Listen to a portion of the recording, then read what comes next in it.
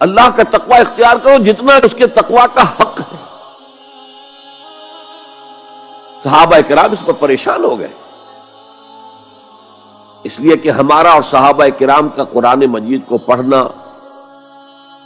اور سننا ان میں بہت فرق ہے۔ ہم قرآن پڑھتے ہیں ثواب کے حصول کے لیے، وہ قرآن پڑھتے تھے عمل کی نیت سے،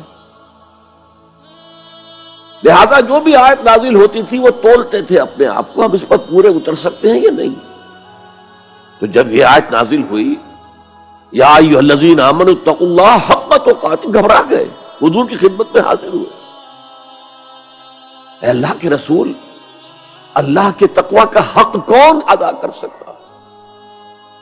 یہاں آپ اپنے ذہن کے پس منظر میں رکھیے کہ نبی اکرم صلی اللہ علیہ وسلم بھی کسی وقت عجیب کیفیت میں یہ فرمایا کرتے تھے، اے اللہ ما عبدناک حق عبادتک، ہم تیری بندگی اور اطاعت نہ کر سکے جیسے کہ اس بندگی اور اطاعت کا حق تھا،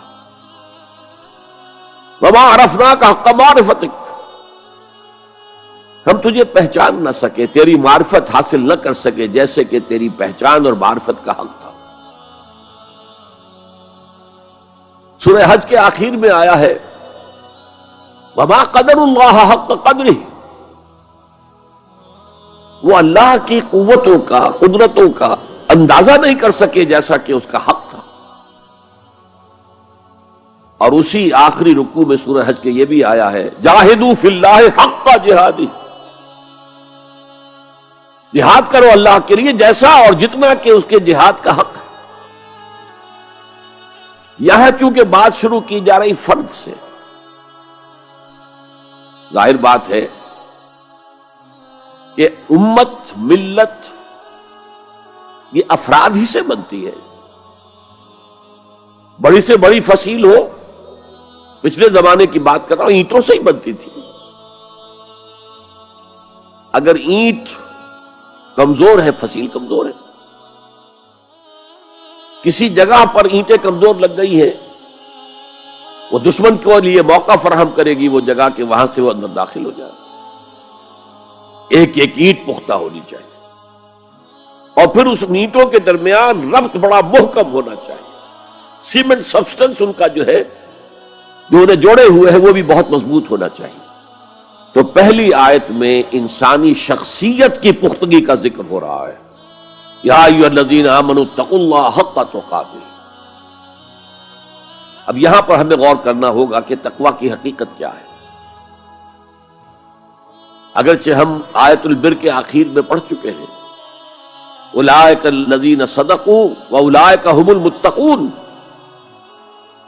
وہاں پر وہ ایک حیولہ، ایک شخصیت، ایک کردار وہ ہمارے سامنے آ چکا ہے، متقی کون ہوتا ہے۔ لیکن یہ موقع مناسب ہے کہ یہ لفظی معنی اس کے کیا ہے۔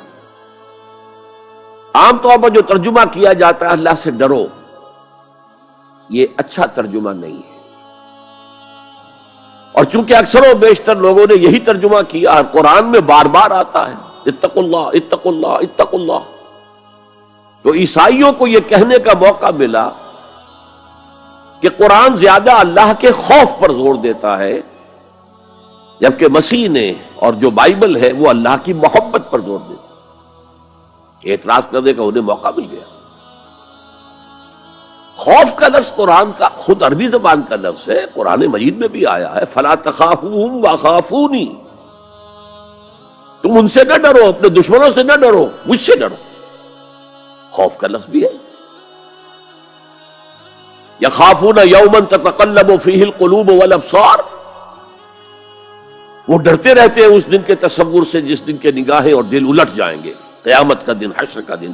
تو خوف کا لفظ قرآن میں ہے، عربی زبان کا لفظ ہے، تقوی کے معنی خوف نہیں، تقوی کے لفظی معنی بچنا۔ دیکھیے وقا یقی وقایتن، اسے کہتے ہیں ثلاثی مجرد، اس میں معنی ہے وقا یقی وقایتن کے کسی کو بچانا، اور آپ بڑی آسانی سے یاد رکھ سکیں گے کہ جو ہماری دعا ہے، جو سورہ بقرہ میں حج کی دعاؤں کے ضمن میں خليل بالقرآن هو إمامنا على هداية الله